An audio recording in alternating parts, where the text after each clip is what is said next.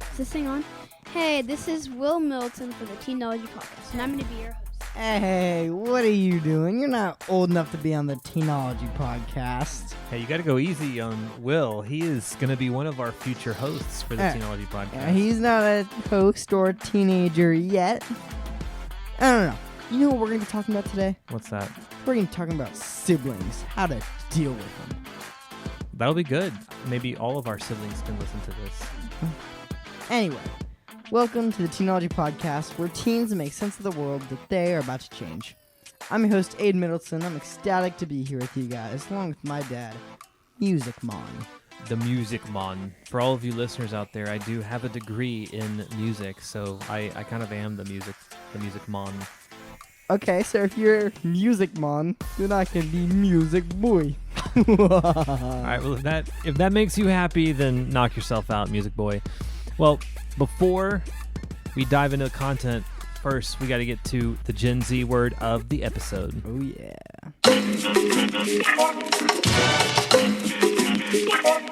All right, Aiden, I got a new one for you, and this is one that's actually pretty new to me. I've just heard this one very recently, and this word is simp. What in the world does simp mean?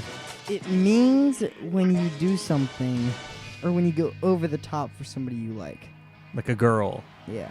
Yeah, so you got her flowers and you threw a parade for her. Yeah, and you made her a sign. You do anything and, she says. You yeah, do whatever anything. she wants. Everything. That's what you would call a simp. All right, well, hope you guys enjoyed that. We get to our content.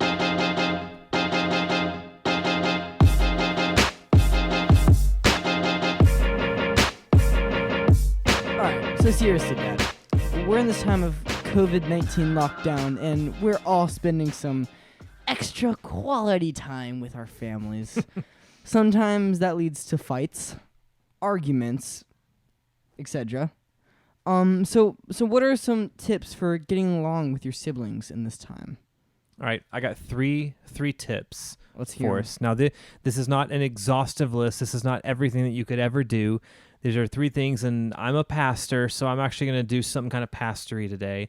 And Oh, boy. I'm going to give you 3 Fs, okay? All of these start with an F. And one little caveat. I know some of you guys are only children, and so you don't have any siblings. So just kind of in your head, think of a cousin or a best friend or something like that, and most of these things will kind of translate into whatever your context is. But the first thing, we have a little rule in our family, and the first F is that your family comes first. Family first. We have a rule with our boys. We have 3 boys, and we say, listen, if you can't be friends with your siblings, you can't hang out with other kids. And so our siblings are our best friends. Oof. Yeah, not always, right? But we gotta get there. And I think the thing that's important for us to remember, especially as kids, because you know your brother or sister, man, they bug you, they get on your nerves All the time. And it's important for us to remember, as brothers and sisters and siblings, is that God put you in your family for a purpose. You could have been born into any family on the planet, and yet you're born into the one you're born in with your parents and your siblings. And so God knows what he's doing. And so if you don't like your siblings, in one sense, you're actually kind of questioning God. You're questioning his wisdom in putting you in that family.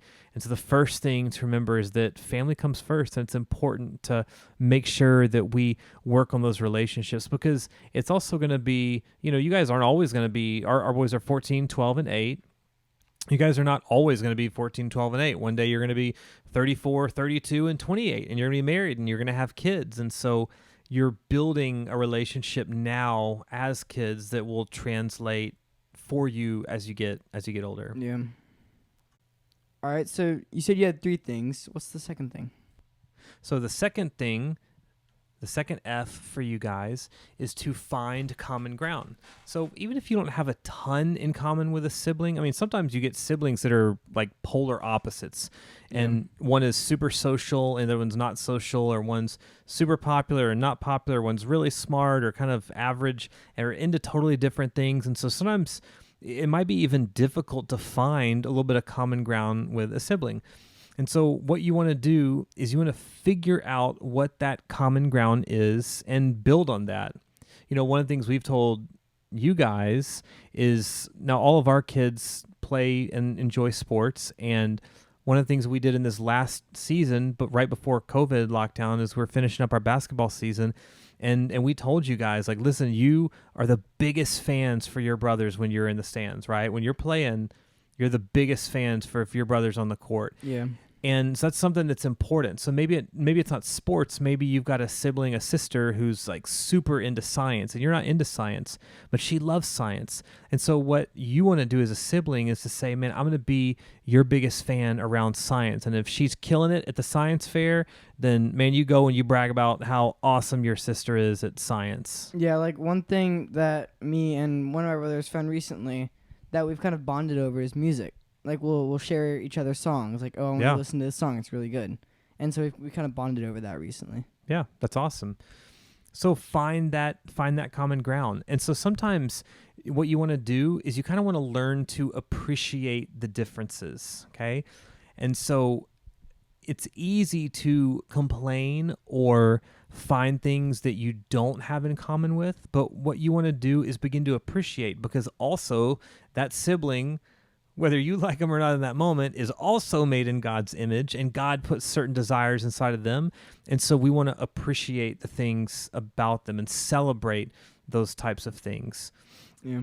And then also, kind of lastly, around this whole find common ground thing, is don't underestimate the importance of having Christ at the center. I know I have one sibling, I have a younger sister, and when we both kind of got, quote unquote, I guess I'll say, right with God. We were raised in a Christian home, but my relationship with God really grew a lot in high school, and she was kind of the same way. And when Jesus got a hold of both of our hearts, it actually really fundamentally changed how our relationship was.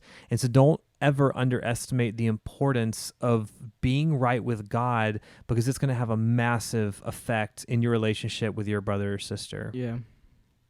All right, so what's the third? What's the third reason? Yeah, the third one's huge, and we're going to go all the way back to the Lord's Prayer. I'm always fascinated with Jesus when he tells us, this then is how you should pray. And one of the things that he tells them is he says, forgive those That's who hard. sin against you, right? It's the third F is forgiveness. If you know anything and you about being a sibling and you've lived in the same house with that person, you guys are going to have fights, right? Yeah. Yes, we're going to fight about anything and everything under the sun, right?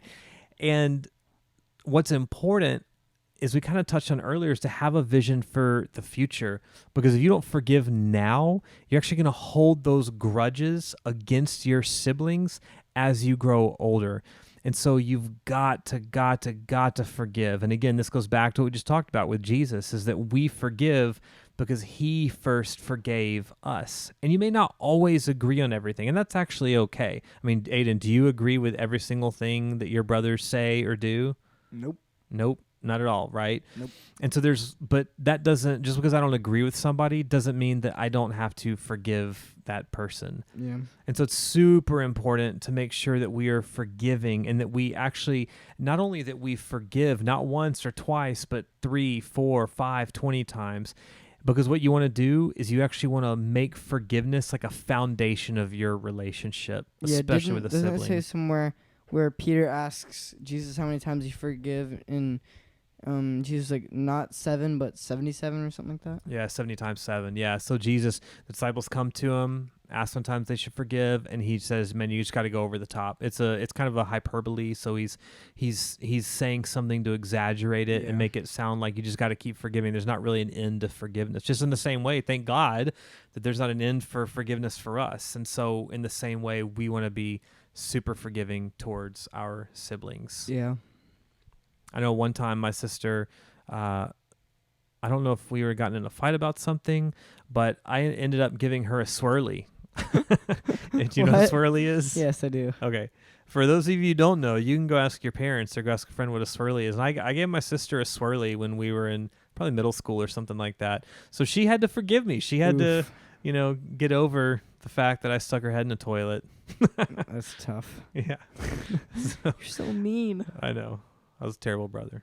I'm just kidding. I was actually pretty good after I got rid of Jesus. Well, that was really good. Definitely helped me. Hope it helped you guys a lot. You guys know how we do things. We keep it no cap on the Teenology podcast. If you missed our other episodes, make sure you go back and listen to them. Also, tell your friends about our podcast and follow us on Instagram at Teenology Podcast and send in questions or topics you want to hear about. Don't forget, the Teenology podcast is where teens make sense of the world that they are about to change. Hasta luego.